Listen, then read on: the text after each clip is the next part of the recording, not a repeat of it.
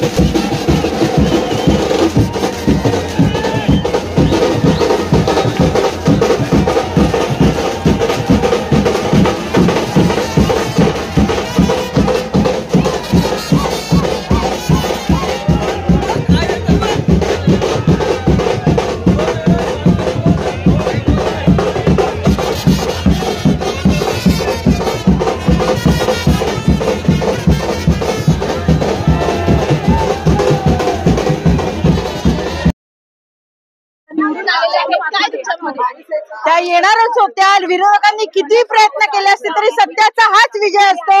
लोकांना माहिती आहे मंदा म्हात्रेंनी काय काम केलंय, त्यांचं कॅरेक्टर काय आहे, त्याच्यामुळे त्या 100% निवडून येणार होत्या। कोणी किती काही केलं असलं तरी पण ताईंच्या नावातच विजय होता आणि तो त्यांनी मिळवला आहे। एकदम भारी, एकदम भारी, आमची नारी सगळ्यात भारी।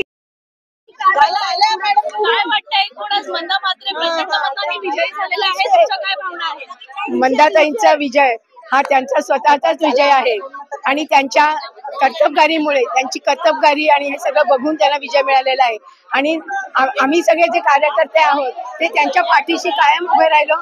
कधी आम्ही त्याच्यातून त्याच्यात असं जाण्याचा प्रयत्न केलेला नाहीये आणि हा त्यांचा विजय आहे। हे आम्हाला मंदाताईंचा विजय 100% 100% नारी तो हमेशा भारी ही होती है, जो घर का भी काम करती है, बाहर का भी काम करती है, और वो हमेशा भारी रहती है और रहेगी। और ये जो बेलापुर में जीत हुई है वो नारी शक्ति का जीत हुआ है और मोदी जी के विकास का जीत हुआ है। आज महाराष्ट्र में हम महायुति सबसे ज्यादा मेजोरिटी पे है। आज बीजेपी पार्टी नंबर 1 पार्टी हो गई महाराष्ट्र के। तो मैं यही कहूंगी ये जीत सबकी है, विकास की है, लोगों की है और नारी शक्ती की है। 100% खात्री होती म्हणतात ताईच येणार आणि ही पूर्ण विश्वास होता आम्हाला। गोवर्धनी मातेचा आमच्यावर हमेशा आशीर्वाद राहिलाय आणि त्या सोबतच राहणार। जय श्रीराम, जय श्रीराम। आनंद गगनात मावत असा आनंद झाले का मला बोलता पण येत नाही। ताईंचा तर विजय हा कार्यकर्त्यांचा पिन विजय, सर्व कार्यकर्त्यांनी मिळून एवढी मेहनत केली आहे का ताईनं विजयापर्यंत घेऊन गेलेलो आहोत आम्ही। एक नारी, एक नारी। आनंद उत्सव या ठिकाणी साजरा करण्यात आहे। आपल्या काय म्हणणं आहे? आजचा विजय आहे तो ताईच्या विकासाच्या मुद्द्यावर आणि भारतीय जनता पार्टीने केलेली कामं त्या मुद्द्यावर लोकांनी मतदान केलेलं आहे आणि लोकांनी भरभरून ताईवर विश्वास ठेवला आणि ते सुद्धा त्यांना परत आमदारकी करून दिलेली आहे।